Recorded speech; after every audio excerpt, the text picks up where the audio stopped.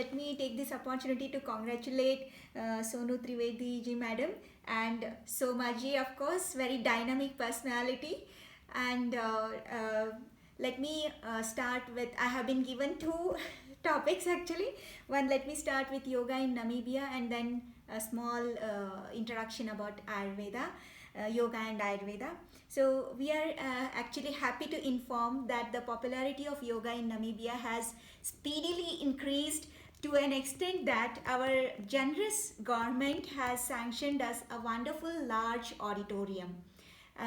We were offering 4 hours of yoga classes per day, which used to get full, and currently we are conducting the classes online through the High Commission's Facebook page. We are yet to have a full-fledged culture center. We don't have a culture center here. I'm the only one representative from ICCR, but we have not allowed that to stop us from doing all the extra activities. Being the only teacher of Indian culture here, I have tried to engage the population with various aspects of Indian culture through regular weekend classes as well. Apart from yoga, we have had Hindi classes, language classes, and I started with Kala, that is art, workshops like rangolis, etc. And even we started celebrating Indian festivals in a much more structured way. And yes, fortunately, we initiated, the High Commission initiated India Namibia Association.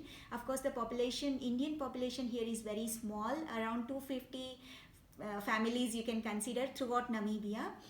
But still we are moving ahead and trying to include the festivals of all religions in a very nice way. Even Ayurveda also, people are very much interested, so we also started with Ayurvedic workshops.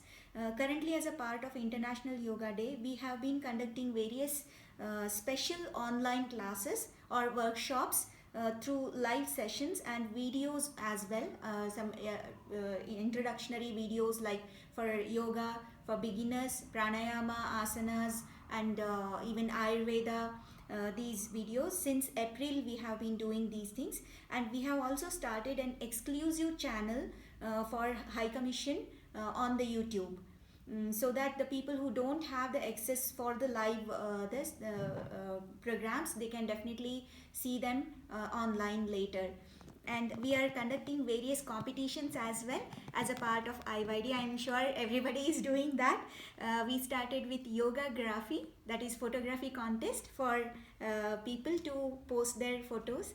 And yes, we also have yoga quiz and other Ayush competitions as well. We are supporting the competitions which our government has been promoting. To encourage people's participation in our online 21st event, we are conducting a yoga quiz during the IDY celebration on 21st, so that people can participate and win exciting prizes. We have been active on local radios and various social medias to publicize the event and ensure maximum participation. Namibia is a very beautiful country. This is a special country where the desert meets the sea. So you will not find this anywhere in the world. So if you get any chance, maybe after COVID period, please do visit Namibia, and you are very welcome to stay with me. And a sweet population of 2.5 million. Last year we had conducted sessions in 3 cities with very impressive participation, and the crowd gathering was indeed a record. Taking this enthusiasm from previous success, this year we are expecting to break the record, as we will be reaching every part of Namibia through various social media. Even the NBC Namibia has agreed to broadcast our sessions. So we are very much excited for 21st. We want everyone at their homes to participate. So because we want everybody to be healthy and happy as well. So this is regarding the yoga in Namibia currently. Let me come to the Ayurveda part. Ayurveda, the science of life, or Ayurveda. I'll start with a simple introduction of yoga. The science of yoga and Ayurveda are both sister sciences. which originated from ancient Indian texts of wisdom, that is, the Vedas, which forms the bedrock upon which Ayurveda and yoga philosophy rests.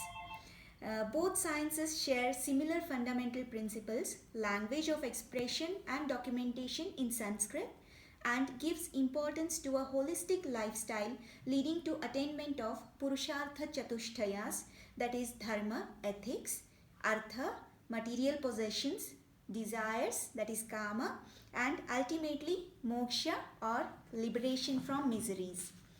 Yoge mokshe cha sarvasam vedananam avartanam mokshe nivrittir nisheshaha yogo moksha pravartakaha. This is a quote from Charaka Samhita of Ayurveda, one of the great Ayurveda texts, which means in the state of yoga, that is union of soul with the soul, and moksha, that is salvation, sensations become non-existent.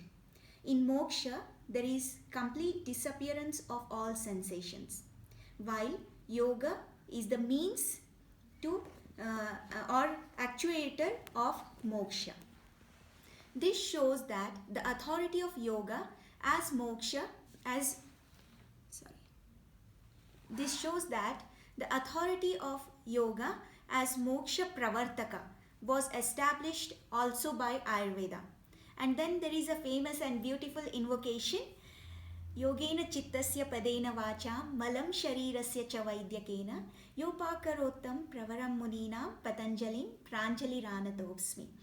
Through yoga, mind becomes clear. Through grammar, speech becomes clear. Through Ayurveda, bodily impurities are removed. Our prostrations to Patanjali Rishi, who is authority on all these three areas. These are the indicators which lead us to one conclusion, that these both great sciences go hand in hand. Similar to the science of yoga, Ayurveda is now becoming a buzzword. Being one of the dominating system of medicine in India, it is becoming more and more popular worldwide due to its unique features such as emphasis on preventive care, consideration of a human being as a one whole unit, that is holistic approach, a psychosomatic approach of diseases, evaluation of basic constitution, that is prakriti, of a human being including body and mind, intricate diagnosis and treatment having fewer side effects and many more advantages as compared to other systems of healthcare. Ayurveda is a system of medicine that originated in India dating back around 900 BC. Though ancient, Ayurveda is relevant even in the present era, with the potential to cure many diseases. Ayurveda, being a Sanskrit word, comprises of two words, that is Ayu, meaning life, and Veda, referring to knowledge of science. Thus, Ayurveda in totality means science of life, which is defined as Ayuhu Vedayati iti Ayurvedaha. The word Ayu, science of life, comprises four entities, that is Sharira, body, Indriya, senses, Manas, mind, and Atma, that is soul. The science of Ayurveda therefore encompasses the knowledge of all the dimensions of life. It not only focuses on treatment of diseases but also gives guidelines about the way of life for physical, mental, social and spiritual well-being. The fundamentals of Ayurveda are derived from several ancient classical works of Indian philosophy, and it is taught to be one of the oldest forms of the medicine science. The preventive and promotive aspects of Ayurveda include advices on healthy lifestyle through daily and seasonal routine, food, sleep, sexual activities, exercise and other activities. Food or diet is the most essential requirement for all living beings. The Ayurvedic approach has its unique importance and places greater emphasis on how the food is processed, its compatibility and other components of food, and rules of how to consume the food. Ayurvedic dietetics is the solution to many modern day diseases. In a nutshell, Ayurveda essentially is not just a medicine based science but is also a guide to a healthy and happy way of living, ensuring an equilibrium in lifestyle.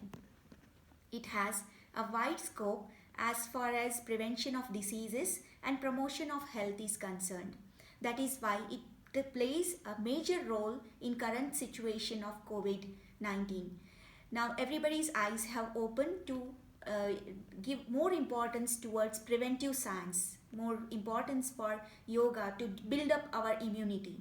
So yes, with yoga and Ayurveda, we can definitely succeed in our intention of building a very good and happy life for us. Thank you very much, Somaji, for giving me this opportunity. And we do congratulate you for being so dynamic and gathering everybody in one platform. Thank you.